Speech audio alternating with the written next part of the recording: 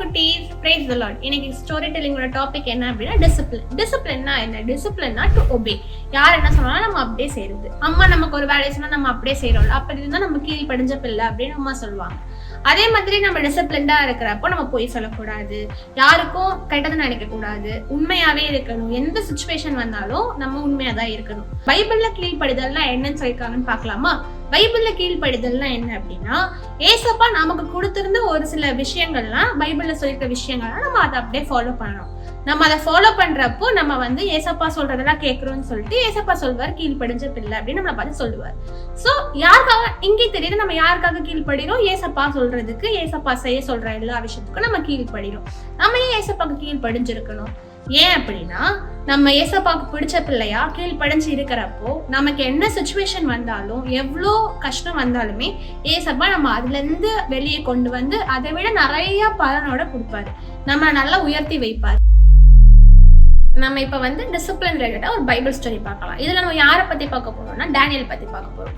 Daniel வந்து யூத ஜனங்கள்ல ஒருத்தர். யூத ஜனங்கள் எல்லாரையும் அரெஸ்ட் பண்ணி அவங்க வந்து பாபிலோன் கூட்டிட்டு போறப்போ டேனியலும் அதுல ஒருத்தரா இருந்தாரு. டேனியலுக்கு வந்துட்டு ஏசப்பானா ரொம்ப பயம், ரொம்ப கீழ்படிஞ்சவங்களா இருந்தாங்க. அதே மாதிரி நல்ல குட் ஹார்ட்டட் பர்சனும் டேனியல் தான்.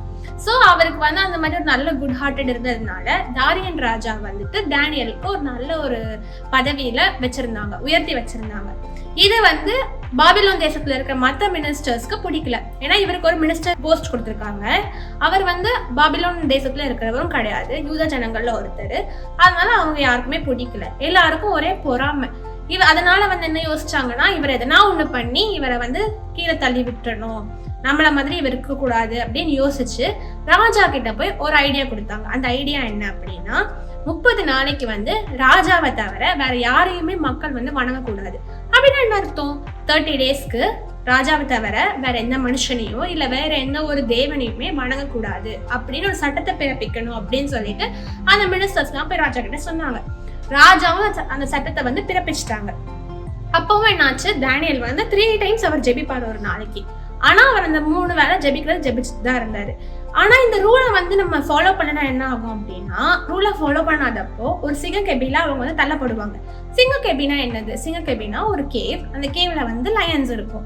அந்த ரூலை ஃபாலோ பண்ணாதப்போ நம்ம அந்த லயன்ஸ் கூட சேர்த்து விட்டுருவாங்க. இதெல்லாம் தெரிஞ்சுமே டேனியல் வந்துட்டு ப்ரே பண்றத ஸ்டாப் பண்ணவே இல்லை. ஒரு நாளைக்கு 3 தடவை ப்ரே பண்ணிக்கிட்டே இருந்தாரு ஏசப்பா கிட்ட. இது தெரிஞ்சதுக்கு அப்புறம் ராஜா வந்துட்டு டேனியலை தூக்கி சிங்க கெபில போட சொல்லிட்டாங்க. ஆனா ராஜாக்கு வந்து கஷ்டமாவே இருந்தது, ஐயோ நம்ம டேனியல போய் சிங்க கெபில போட்டுட்டோமே அப்படின்ட்டு. அதனால என்ன பண்ணாரு, ஒரு நாள் வந்துட்டு போயிட்டு சிங்க கெபில பாக்குறாரு. சிங்க கெபில போயிட்டு டேனியல் அவர் என்ன நினைச்சா, சிங்க கெபில ஒரு மனுஷனை விட்டா என்ன ஆகும், சிங்கம் வந்து சாப்பிட்றோம். ராஜாவும் அதை நினைச்சாரு, டேனியலுக்கு எதனா ஆயிருக்கும் அப்படின்னு. ஆனா அவர் போய் பாக்குறப்போ டேனியல் எப்படி உள்ள போனாரோ அப்படியேதான் இருந்தாரு. அவர் ராஜாக்கு ஒரே ஆச்சரியம். அந்த நான் சிங்க கெபில வந்ததுக்கு அப்புறமா நான் ஜெபிக்கும் போது ஏசப்பா வந்து ஒரு தூதரை அனுப்பி சிங்கத்தோட வாயை கட்டிட்டாங்க அப்படின்னு சொன்னாரு. அது சொன்ன உடனே வந்துட்டு ராஜாக்கு வந்து ஒரே சந்தோஷம். ஏன்னா ராஜாக்கு டேனியல பிடிக்கும், டேனியல் வந்து உயிரோட தான் இருக்காரு, அவருக்கு எதுவுமே ஆகல. அதுக்கப்புறம் ராஜாக்கு வந்து தெரிஞ்சிருச்சு டேனியல் மேல இருக்கிற பொறாமனாலதான் வந்து மற்ற மினிஸ்டர்ஸ் எல்லாம் வேணும்னே சதி பண்ணிட்டாங்கன்னு ராஜாக்கு தெரிஞ்சிருச்சு. தெரிஞ்சதுக்கு அப்புறம் என்ன பண்ணாரு, மற்ற மினிஸ்டர்ஸ் எல்லாம் தூக்கி சிங்க கெபில போட்டுட்டாரு. இதை நமக்கு என்ன தெரியுது, லைஃப்ல வந்து நமக்கு என்ன சுச்சுவேஷன் வந்தாலுமே நம்ம வந்து ஏசப்பாவை ஜெபிக்கிறதையோ இல்ல ஏசப்பா நமக்கு கொடுத்த ரூல்ஸையும் நம்ம ஃபாலோ பண்ணிக்கிட்டே இருக்கணும். அதுல நம்ம தப்பாம இருக்கிறப்போ நமக்கு என்ன மாதிரி சுச்சுவேஷன் வந்தாலும் நம்ம என்ன நினைப்போம், இப்ப சிங்க கெபில நம்ம போயிட்டோம்னா செத்து போயிடும் நம்ம நினைப்போம். ஆனா அந்த மாதிரி எதுவுமே ஆகல டேனியலுக்கு. அதே மாதிரிதான் நம்மளுக்கு ரியல் லைஃப்ல நடக்கும். நம்ம வந்து ஏசப்பா சொல்றதெல்லாம் கேட்டு அவர் கீழ்படிஞ்சு நம்ம இருக்கிறப்போ இந்த மாதிரி இக்கட்டான சூழ்நிலைகள்லயும் ஏசப்பா நம்மளை காப்பாத்தி இன்னுமே உயர்த்தி வைப்பாரு. இதுதான் வந்துட்டு கதையோட மோரல். என்ன வேர்ஸ் அப்படின்னா எபிரேயர் 12:11. அதுல என்ன சொல்லியிருக்காங்க, நம்ம ஃபர்ஸ்ட் வேர்ஸை படிச்சிருவோம், அதுக்கப்புறம் என்ன சொல்லியிருக்காங்க நான் சொல்றேன்.